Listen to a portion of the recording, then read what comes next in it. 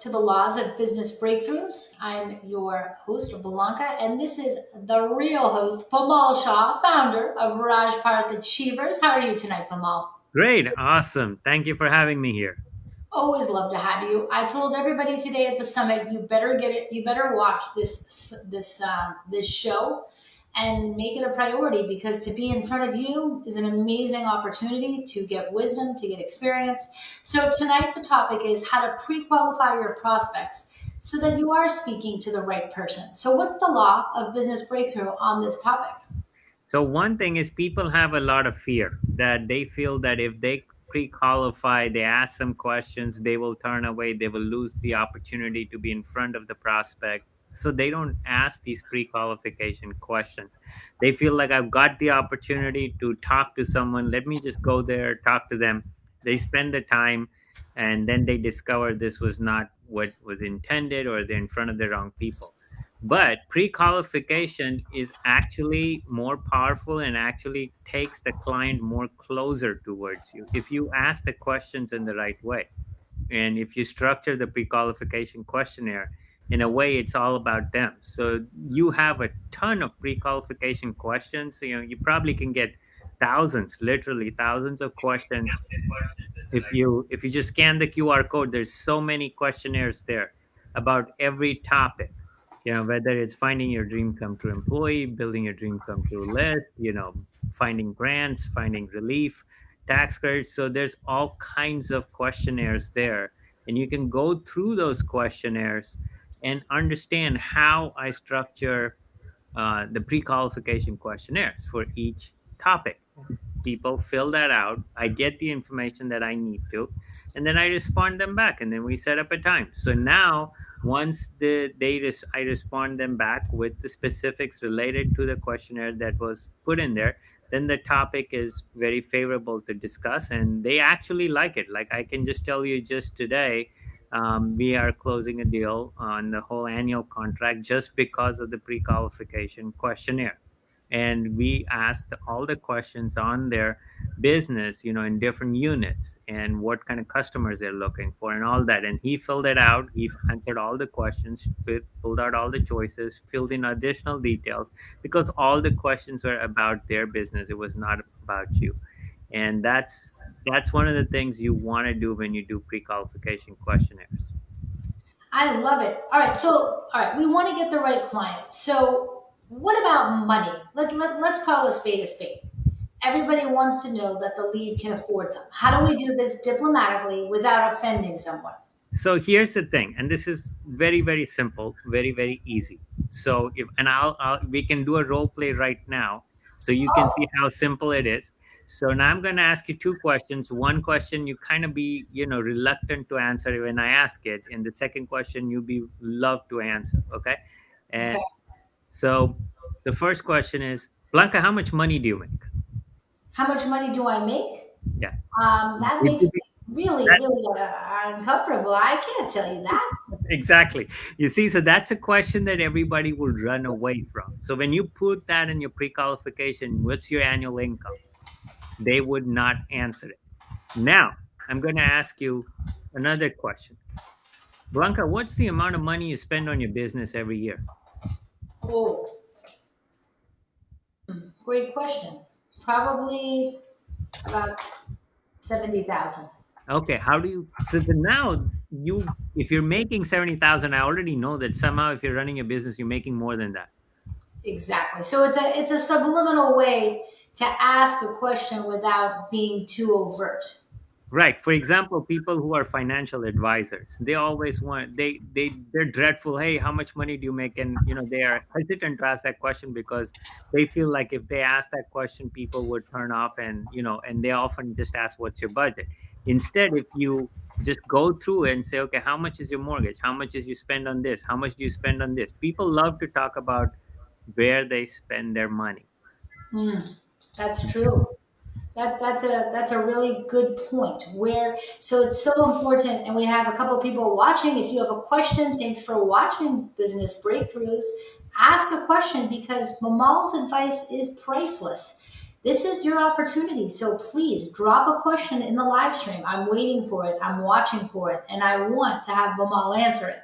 So please, please, please do it.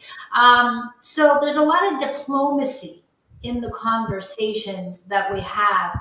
We want to be professional, but we don't want to be too aggressive in asking for sensitive information that could turn them off. Not because we're rude, but just because the question in and of itself may be slightly inappropriate.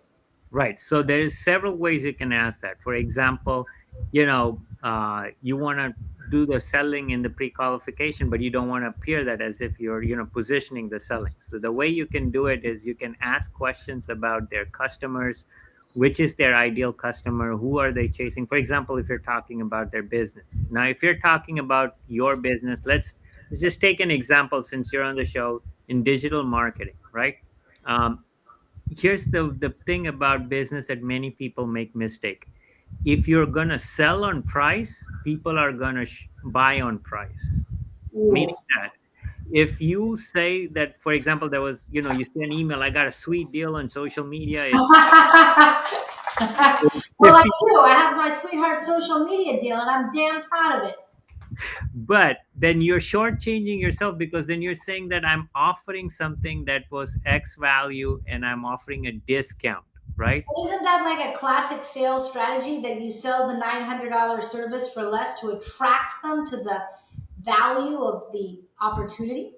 Right, but at the same time, people are only buying because of price, not because of the value. What else do okay, so you definitely have to help me shift my mindset. There's no question I need to evolve. See, first I used to give my time and service away for free. Then you helped me get past that. Now I have to improve the valuation of my gifts that I provide to others by Exactly. focusing on value and not the price deal. I think it's a hell of a business breakthrough. So let's take that sweetheart social media deal. How would you sell it on value? So you could still call it the sweetheart social media deal, but not based on a deal based on price, but based on the results. So for example, the social media, I don't know how many posts that you were talking about, 48. you know, 38, right? Or somewhere around 48. They get 48, 48. 12 So unique designs. So 48, you can do the math. Hey, if each social media post is going to reach 1,000 viewers or 1,000 subscribers on such and such channel, and based on an average response rate or, this many, you are going to reach. So the deal is you're going to reach this in this much time. What is the value of even one person responding to that? So if you had 48 media posts and you had, let's say, out of those 48 media posts and 5,000 people, I'm just putting numbers, just Of course, hypothetical. of course. And I'm going Um, to actually respond to your question because it's actually it's a dichotomy between building a brand and actually lead generation. So basic social media being organic is not necessarily a tangible result oriented process. It's more about building the brand. so then you would talk about awareness amongst different people, right? And Okay. then you could say, hey, we could have a call to action, we could have this. So that's where you talk about building your brand. So what is brand? Buyers reflection affecting now decision. So it's you're monetizing your reputation. So when you're trying to build your brand, you discuss that you're going to get awareness in amongst these many people, and that's how the social media deal is. With 48 people, 48 posts, you're going to build this much awareness. Now, awareness among this much people, what is it worth to you? Oh, that's a lot. If I can get 5,000 people to know about my name, my product, or if I can get whatever that number is, then there is a value there. And based on that value, you can position yourself. I like that. What is awareness worth to you based on the value? Okay. I see a couple of people watching, but I want you guys to ask questions and engage with us. Come on, ask a question. Get me fired up. The question could be about one of their biggest challenges. I have a question for the folks that's in the audience. It doesn't have to be related to this topic, but you can ask a question. What's your biggest pain, challenge, or frustration that you currently face in your business? Oh, I like that. If anybody wants to answer, what is your biggest challenge? Drop a sentence in the chat, and Bimal will be happy to address it. What is the biggest challenge you're facing? Well, I definitely agree that an evolution must be made for me to speak more in terms of value, which, as opposed to time, as opposed to the numeric dollar amount, and to start focusing on results more. I think that is definitely good feedback. And I guess a lot of people are afraid if they pre-qualify and then all their leads aren't qualified, they're thinking to themselves, So what am I going to end up with? let me ask you a question. Let's say you were on a stage. We both were on a stage, okay? And I gave you two options. So Blanca, give me 800 of your business cards, and I'm going to give each one of these business cards to every single person that's in this audience right now. Or I could send you the list of 80 people that are in this room that currently spend over $20,000 on social media. What would you like to have? Hmm. I the latter, Exactly. So it's not the quantity, it's the quality of your audience that matters, right? 100%.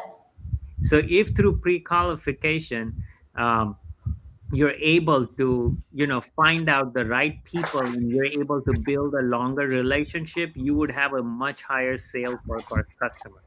Now, here's the question from Lizette.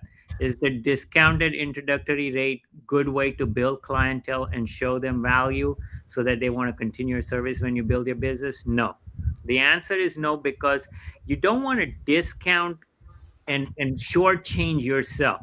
If you're offering something of value, present the value, let the customer feel the value, and share and let them feel the value of what you're presenting. Then you're able to price a much higher product, much higher service to them. Okay, because you present it. For example, I'll give you an example to Lizette's question. When I do a 90-day leap workshop in the first time, and then I do that as a complimentary workshop, and I put that as a value in one of my masterminds, they see $5,000-$10,000 of value. Okay, that's immediately created even if they didn't do any business with me.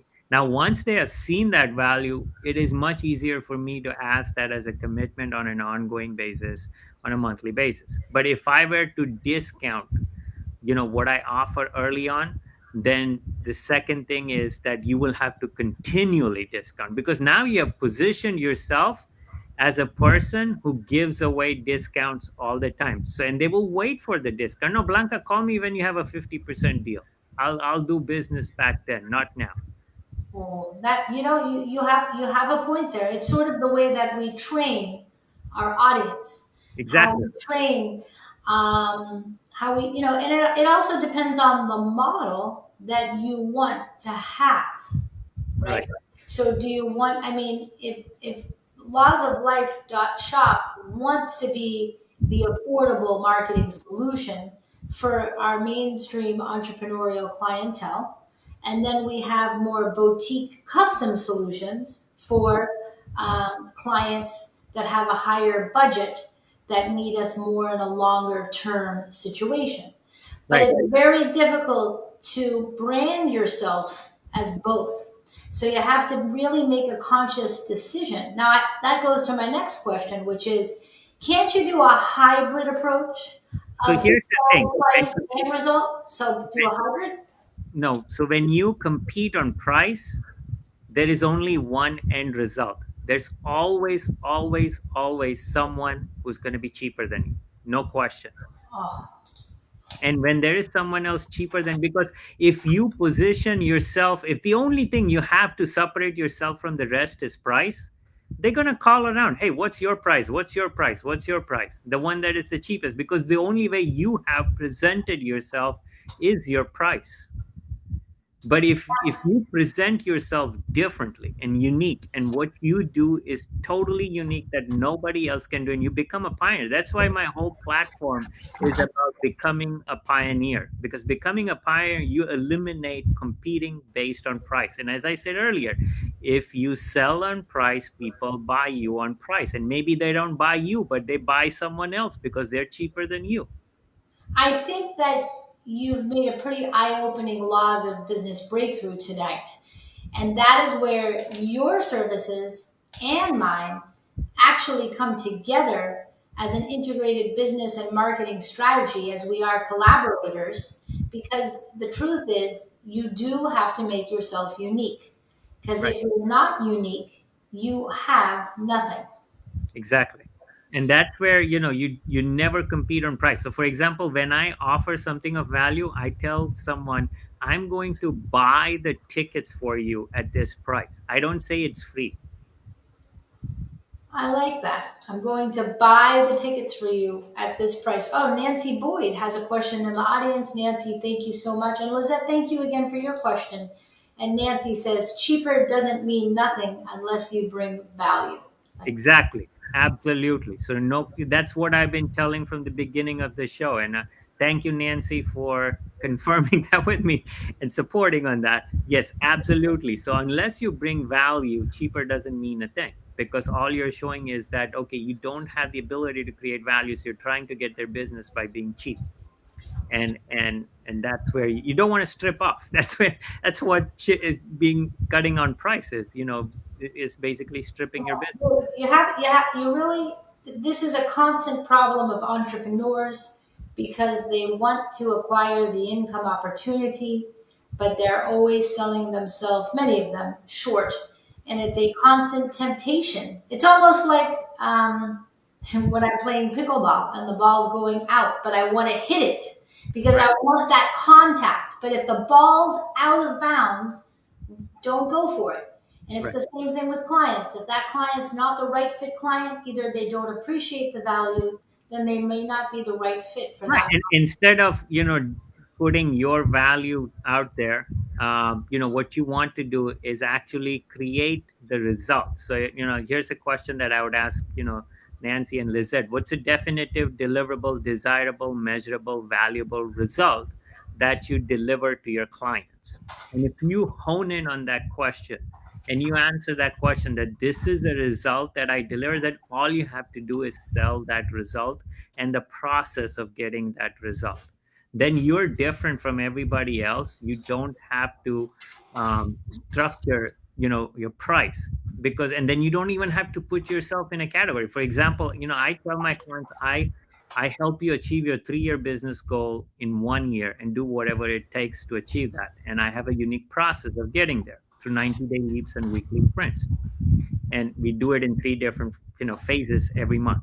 So that's the process. Now, in that, whatever hat I need to wear, I wear, whether it's a hat of a recruiter, hat of an operations, hat of a marketing person, hat of this. And I many I one time I walked the client's dog. I've been a therapist to, husband and wife who've been in issues in business, and they're butting heads as partners in business. And Okay? in fact, one time I had to take them to the library so they couldn't talk to each other, and they had to write to each other in pieces of paper. Yeah, you're right. Well, it's amazing how much I continue to learn from you, Bimal, every single week. And I want to thank Nancy Boyd and Lizette Alvarado for tuning in and asking questions and engaging in the process. That's what makes it fun. I want to thank you, Bimal, for constantly sharing your business breakthroughs with us. And one quick offer for Nancy and Lizette: be join the Pioneers Club, and I'll be mailing you the book. Sending you the book copy.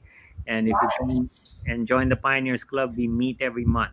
So if you join the Pioneers Club, you get to meet other entrepreneurs from all around the world.